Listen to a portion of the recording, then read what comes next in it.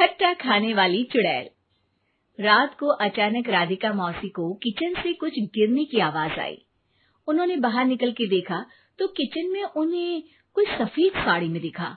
वो चीख पड़ी, हे भगवान, आलतू जलालतू आई बला को टालतू, आलतू जलालतू आई बला को टालतू। राधिका मौसी को चीखते सुनकर श्रवण बाहर आता है भागते हुए। अरे माँ, क्या हुआ? क्या देख लिया? दादी माँ आ गई क्या सपने में? अरे बेटा, रसोड़े में देख तो कौन है? श्रवण रसोड़े में झांक कर देखता है और उसे कोई नहीं दिखता अंदर। अब रसोड़े में तो कोई नहीं है माँ। कोई सफेद साड़ी में नहीं है क्या?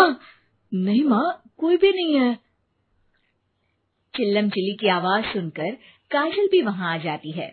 अब क्या हो गया माँ जी? अरे बेटा, रसोड़े में एक चुड़ैल थी सफेद साड़ी में।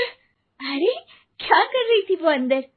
अरे बताया नहीं, कल आएगी ना तो पूछ लूंगी। चुड़ैल जी, आपका क्या प्लान है?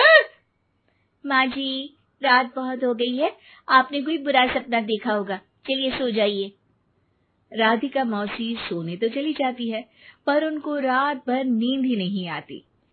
वो कुछ भी उलझुल बातें सोचने लगती है। कहीं चुड़ैल की वजह से तो घर में टेंशन नहीं हो रहा, कहीं उसी की वजह से तो वो दादी नहीं बन पा रही। सुबह जब राधिका मौसी रसोड़े में छानबीन करती है तो पाती है कि नींबू का अचार गायब है। चुड़ैल नींबू का अचार ले गई? मुझे तो ठीक नहीं लग रहा कुछ। चुड़ैल को भी पता है कि जिंदगी का असली मजा तो खट्टे में ही है। राधिका मौसी झट से श्रवण को फोन कर देती है। बेटा, मुझे समस्या समझ में आ गई है, हमें एक तांत्रिक की जरूरत है। अरे क्या बोल रही हो माँ, तांत्रिक की क्या जरूरत है? आप पूजा पाठ तो कर ही रही हो ना। आलतू जलालतू मंत्र सारे फालतू जैसे कुछ मंत्र पढ़ो, चली जाएगी अपने आप चुड़ैल।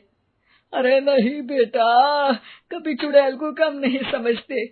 अरे तुझे पता भी नहीं चलेगा कि कभी वो छल करके काजल की जगह घर की बहू खुद बन जाएगी। क्या माँ, कुछ भी बोल रही हो? कहाँ काजल और कहाँ चुड़ैल? वैसे एक बात बताओ, काजल को अगर गाने के लिए बोल देना तो चुड़ैल काजल की आवाज सुनकर घर तो क्या, धरती लोग छोड़कर चली जाएगी। तुम ना पढ़े लिखे बच्चे हर चीज को मजाक समझते हो। तुम रहने दो, मैं खुद ही तांत्रिक को बुला लेती हूँ।